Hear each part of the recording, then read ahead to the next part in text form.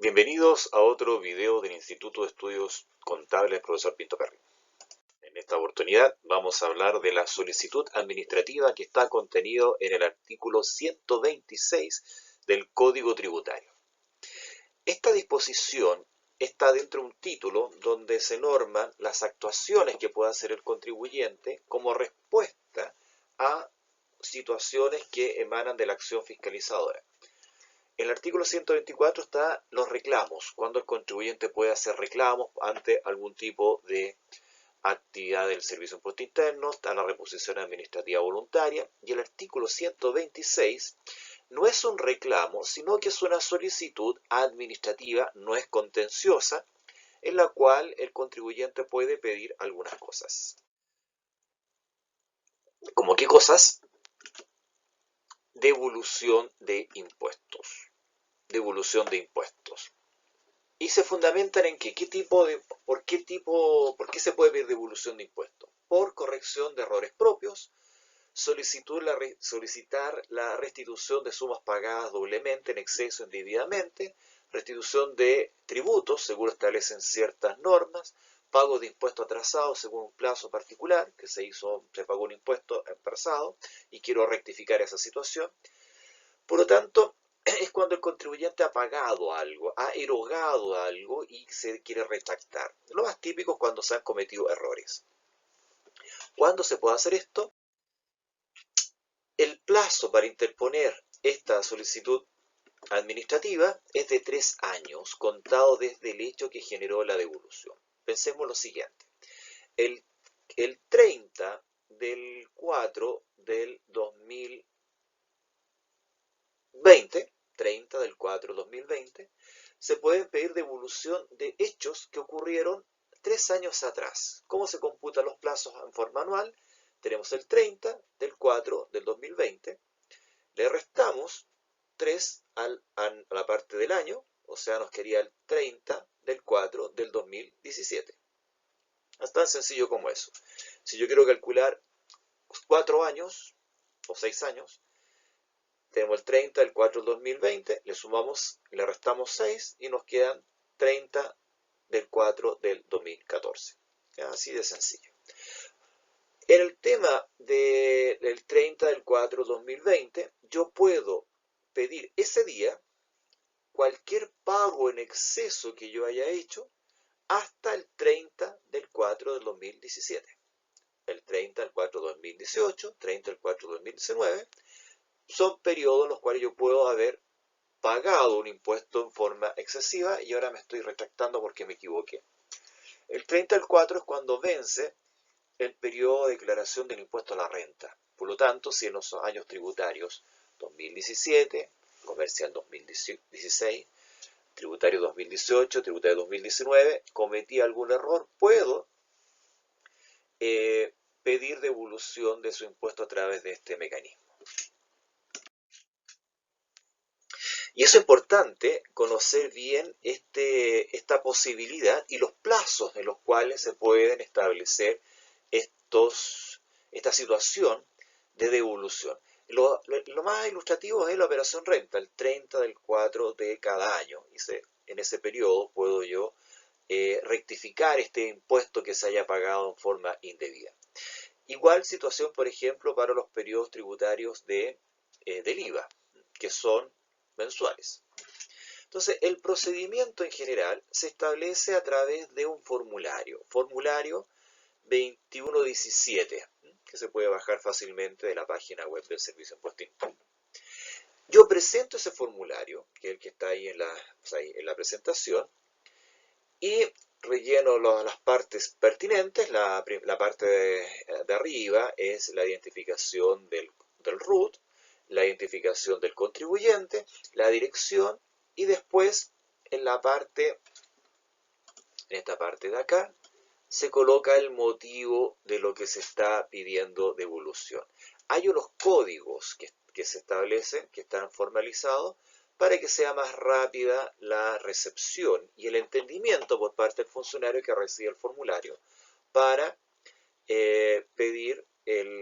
conceder lo que se está estableciendo. Y acá en el cuerpo se llena los argumentos.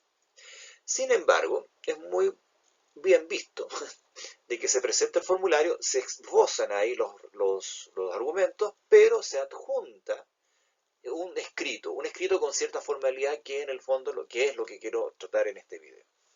Por lo tanto, se presenta el 2117, se adjunta este escrito y se procede a su envío a la tramitación en la parte burocrática. Se entrega esto en la Secretaría de la Unidad del Servicio de Impuesto Interno correspondiente al domicilio del contribuyente.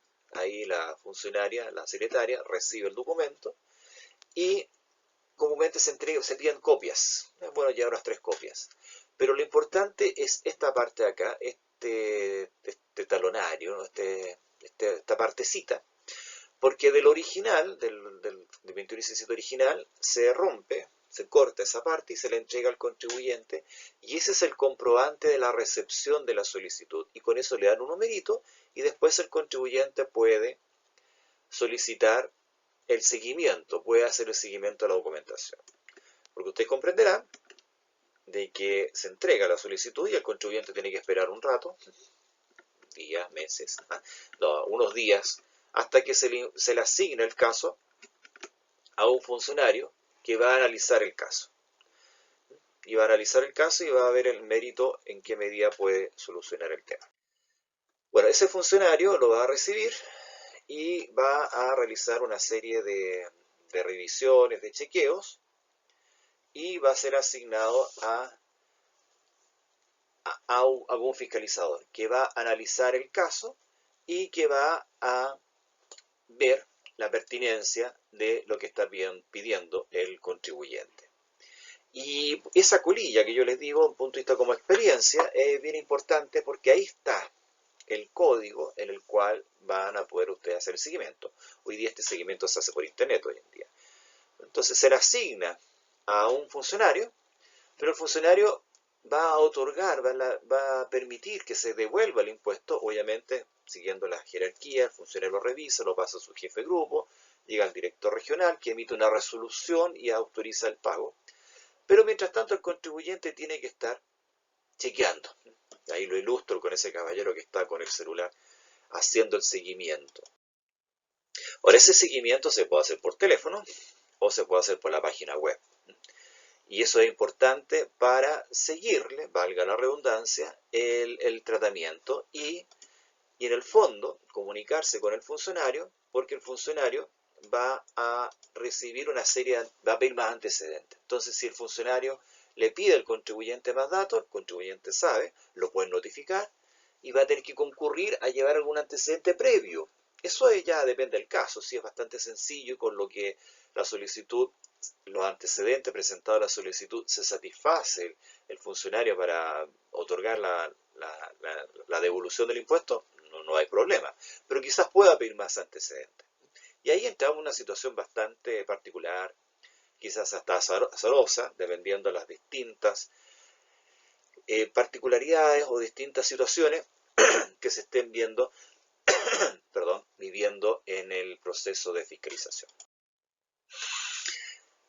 Ahora, yo les planteé de que había 2 documentos que hay que presentar. El formulario 2117, que con eso se supone que ya debería satisfacerse el procedimiento, pero es bueno presentar un documento, un escrito formal para dar más seriedad a la petición. Y ese escrito es el escrito que todos los abogados saben hacer, y por eso a los contadores les tenemos que explicar este procedimiento para que escriban un documento siguiendo las formalidades del derecho procesal. Ahora, esto es tradicional, ciertas formalidades que están establecidos en estos escritos y que son de sentido común más que nada. Ahora, tiene una estructura y es bueno seguir esa estructura para que sea entendible y sea rápidamente captado por el funcionario que va a recibir el caso. Y aquí hay una cuestión muy importante que todos los estudiantes de contabilidad tienen que entender, meterse en la cabeza, que esto se hace por escrito. Y lo escrito tiene que estar bien escrito, aunque sea un juego de palabras. Porque en la redacción del texto tiene que satisfacerse, la redacción tiene que satisfacer el entendimiento del funcionario, y con la sola lectura se va a poder compenetrarse de lo que del hecho y de los argumentos del contribuyente. Como se tiene que establecer ciertas cosas dentro del aparato legal, tiene una estructura que ya vamos a ver a continuación. La estructura es bastante clara y tiene unas ciertas características importantes. Y visualmente está establecido ciertas cosas de esta estructura del documento.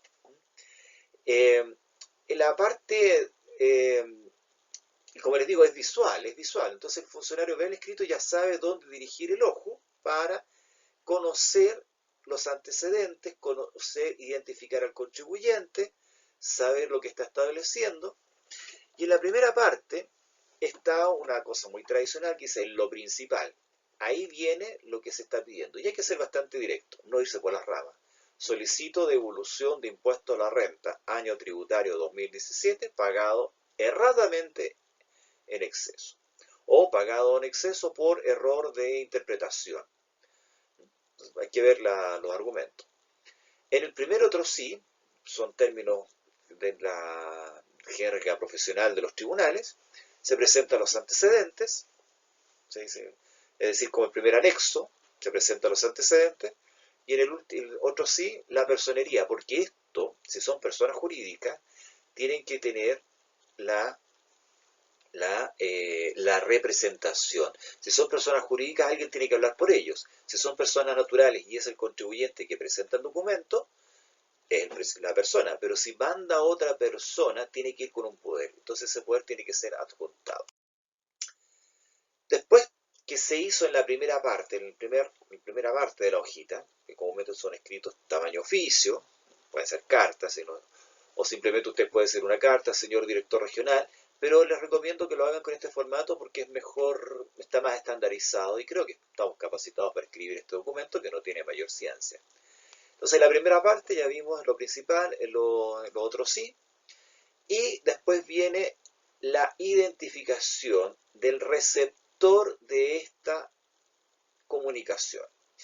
Y este receptor puede ser el director regional, el jefe de grupo, el director nacional. No, el director nacional no recibe esto, el director regional más que nada. Tenemos la primera parte al señor, con letras mayúsculas, con negrilla, y aquí hay que resaltar la posición que tiene la persona que va a recibir, al señor director regional, o al jefe de grupo, o al jefe de la unidad del Servicio de Impuesto Interno, de la Dirección Regional Metropolitana del Servicio de Impuesto Interno, Santiago Sur, Santiago Norte, Oriente, Poniente, Norte, Santiago Centro, la Dirección Regional de Arica, etcétera, etcétera.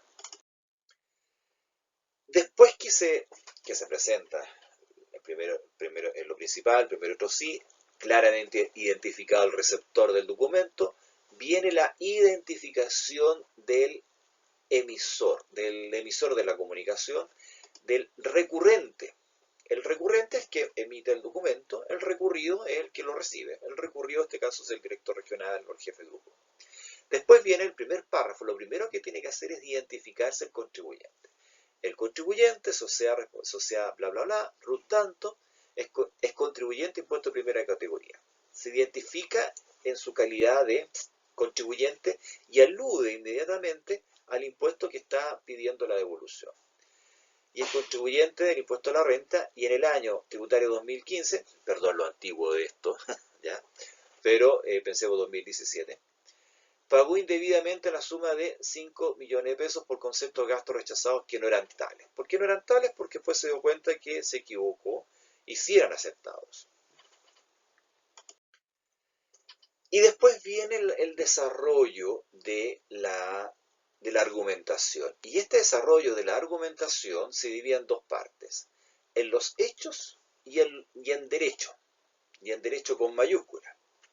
Derecho con mayúscula es decir, según lo que dice la legislación. Pero vámonos antes, en los hechos, y se coloca en los hechos, y explica lo que sucedió. Año tributario 2017, por este video 2017, por el escrito, por la proyección que me quedó un poco antiguo, 2015 no se vayan a perder en ese detalle, pero en el año tributario XX se presentó declaración de impuestos según folio tanto. Es muy bueno que identifiquen el folio, el formulario que se presentó para que el sistema lo ubique rápidamente y acceda al folio y haya certeza de que es ese formulario el cual se está alegando, se está solicitando la devolución del impuesto pagado indebidamente.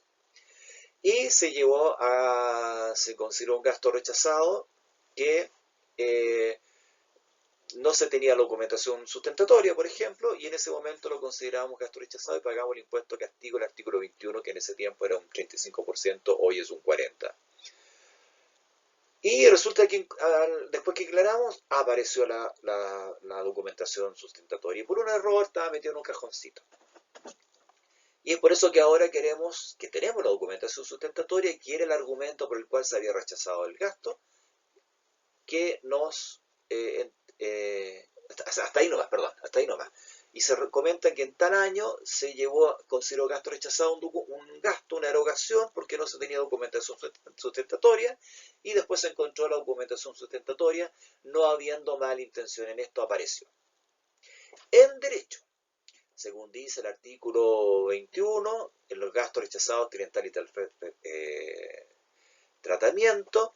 En el inciso primero, el artículo 31 de la Ley de Impuestos a la Renta, se establece que todo gasto tiene que tener documentación sustentatoria. Y cuando se confeccionó la declaración no se tenía el documento, pero después apareció. Entonces, queremos que se aplique el derecho, en el cual ese gasto sí tenía documentación sustentatoria, y en virtud del artículo 126, estando y muy importante diciendo, en virtud del artículo 26, y están, según el artículo 126, y estando dentro de los plazos legales, se solicita la devolución del impuesto pagado en exceso. Entonces se coloca, por tanto, con mayúscula. Se solicita al cargo, si nuevamente se refiere al cargo, no al nombre del funcionario, sino al cargo que tiene, director regional. Si tiene a bien considerar, aquí hay que ser lo más sencillo y humilde. Si tiene a bien considerar, si no le molesta tomar en consideración, si nos concede la dávida generosa, devolver las sumas pagadas en exceso, en error. Y se coloca una frase bastante humilde, es gracia, o sea, que usted es gracia, con su gracia nos concede lo que está aprendiendo. Son como tradiciones, palabras de buena costumbre. Y le ponen por siempre tuya ahí, bueno, ese es un chiste mío muy malo, pero no le vayan a poner por siempre tuyo o tuya, dependiendo de la persona contribuyente, sino simplemente coloquen el nombre del contribuyente y lo firmen, lo importante es que lo firmen. Entonces esa es más o menos la estructura para hacer un escrito para solicitar un impuesto. Y es muy bueno tener claro este tema porque este artículo 126 es muy recurrente para todas estas solicitudes. Por la atención prestada, muchas gracias.